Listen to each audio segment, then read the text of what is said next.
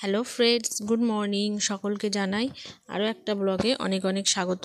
তো blog with তন্দ্রা, তোমরা যারা এখনও চ্যানেলটাকে সাবস্ক্রাইব করোনি, যারা আমার চ্যানেলে নতুন তারা কিন্তু অবশ্যই চ্যানেলটাকে সাবস্ক্রাইব করে দিও। তো আজ তোমাদের সাথে আমি একটা চিকেন রেসিপি শেয়ার করছি, যেটা আমি বানিয়ে থাকি এইভাবে। তো চলো দেখে নেওয়া যাক রেসিপিটা আমি কিভাবে রেডি করেছি। তো তার জন্য এখানে আমি নিয়েছি 800 গ্রাম মতো মাংস। মাংসটাকে ভালো করে ধুয়ে আমি প্রথমে রেখে দিয়েছি, সেটার ক্লিপ তোমাদের দেখানো হয়নি। এখানে নিয়েছি 3 চামচ টক দই, আদা রসুন আর এখানে পেঁয়াজ কুচি। তো এখান থেকে কিছুটা পেঁয়াজ কুচি আমি দিয়ে দেবো ম্যারিনেট করতে। তো মাংসটাকে প্রথমে ম্যারিনেট করে নেবো। তো দেখো ভালোভাবে এর মধ্যে একটু আদা রসুনের পেস্ট, হলুদ, লঙ্কা না আদা রসুন আর হচ্ছে ধনে গুঁড়ো, পেঁয়াজ, সর্ষের তেল আর 3 চামচ টক দই দিয়ে ভালো করে আমি মেখে নিয়েছি। তো ক্লিপটা আমার যাই হোক করে ডিলিট হয়ে গেছে সব কিছু দেওয়ার, তো আমি ওই জন্য বলে দিলাম। তো এটাকে আধা ঘন্টা আমি রেখে দেবো। এবার দেখো কড়াইতে আমি তেল দিয়ে দিয়েছি। এবার কেটে রাখা কিছু আলু ভালো করে লাল লাল করে ভেজে নেব। তো আমার একটু বেশি আলু ভাজাটাই পছন্দ করি আমি মাংসের মধ্যে, তো তার টেস্টটা আমার কাছে ভালো লাগে। তোমরা যেমন আর কি পছন্দ করো সেরকমভাবে ভেজে নেবে। তো আলুটা ভাজা হয়ে গেলে তুলে রেখে দেবো। এই তেলের মধ্যেই আমি দিয়ে দেবো শুকনো লঙ্কা, তেজপাতা আর জিরে ফোড়ন। তো এটাকেও তোমরা ভালো করে একটু ভেজে নেবে, একটা ভালো স্মেল আসা পর্যন্ত। তো ভেজে নিয়ে এর মধ্যে কিন্তু আমি পেঁয়াজ, যে বাদবাকি পেঁয়াজটা ছিল সেটা দিয়ে দেব। তো পেঁয়াজ ভাজতে ভাজতে পেঁয়াজ ভাজার সময় একটু নুন আমি দিয়ে দেবো এর উপর দিয়ে, যাতে পেঁয়াজটা আমার তাড়াতাড়ি ভাজা হয়ে যায়। কারণ তাতে কি হবে, পেঁয়াজের জলটা তাড়াতাড়ি বেরিয়ে গিয়ে কিন্তু পেঁয়াজটা তাড়াতাড়ি ভাজা হয়ে যাবে। তো এখানে দেখো আমি অল্প একটু নুন দিয়ে কিন্তু পেঁয়াজটাকে ভালোভাবে ভেজে নেব। তো এখানে দেখো পেঁয়াজটা মোটামুটি আমার ভাজা কমপ্লিট হয়ে গেছে। আর এদিকে আমি আদা রসুন লঙ্কা আর জিরে পেস্ট করে রেখেছিলাম, সেটা এবার আমি এর মধ্যে দিয়ে ভালো করে কষাবো। তো সিম্পল যেরকম মশলা দেয়, তো সেই মশলাটাই তো আমি কিভাবে করি সেটা তোমাদের সাথে আমি শেয়ার করছি। তো এখানে দেখো ভালো করে মশলাটাকে কষিয়ে নিতে হবে যতক্ষণ না তেল ছেড়ে দেয়।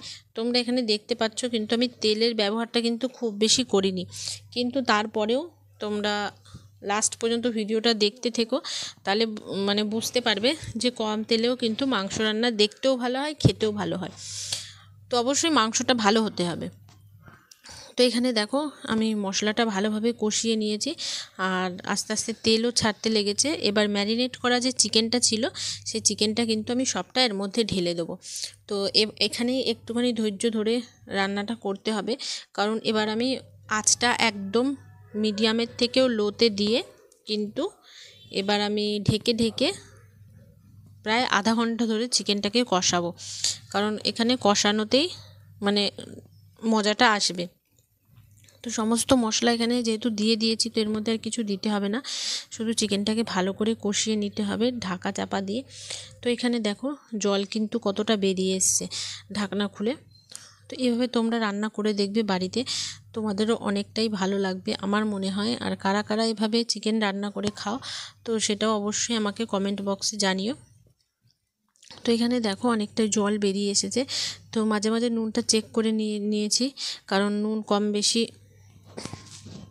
হয়ে যাবে, কারণ চিকেনেও নুন দেওয়া ছিল আগে থেকে ম্যারিনেট করা, তারপরে পেঁয়াজেও নুন আমি দিয়ে রেখেছিলাম ওই জন্য।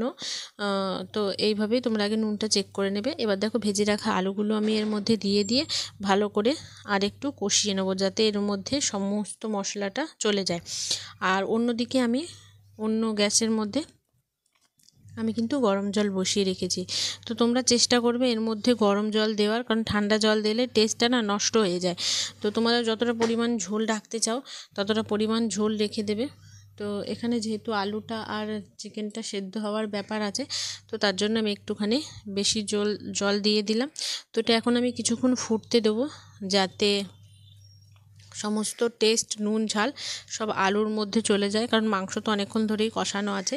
তো আমি আরেকবার নুনটা চেক করে দেখলাম যে নুনটা একটু কম আছে।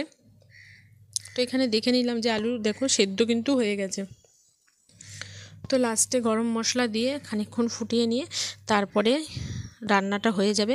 তো এইভাবেই সিম্পলভাবে রান্না করেও কিন্তু খাবারটা অনেকটাই টেস্টি হয়। তো তোমরা যারা এইভাবে কোনোদিনও রান্না করোনি তারা অবশ্যই রান্না করে একবার দেখবে আর কমেন্ট বক্সে জানাবে। তো তোমরা দেখতে পারো মাংসের কালারটা কেমন এসেছে, আর আশা করি ভালো লাগবে। তোমাদের যদি একটুও ভালো লেগে থাকে আমার ভিডিও, তাহলে অবশ্যই চ্যানেলটাকে সাবস্ক্রাইব করে পাশে থাকা বেল আইকনটা টিপে দিয়ে নোটিফিকেশান অল করে দিও। তো এখানে আমি অনেক রকমের ভিডিওই দিতে থাকি, যেমন ব্লগ, রেসিপি। আর তোমরা যদি আমার এখনও তন্দ্রাস বিউটি জোন চ্যানেলটা সাবস্ক্রাইব করনি, তো সেই চ্যানেলটাকেও সাবস্ক্রাইব করে দিও। সেখানে আমি skin care, hair care, makeup products নিয়ে রিভিউ করি। তো অবশ্যই সেই চ্যানেলটাকে সাবস্ক্রাইব করে দিও। তো দেখা হবে এরকমই একটা সুন্দর ভিডিওর সাথে। আজকের মতো এখানেই শেষ। Tata, bye bye.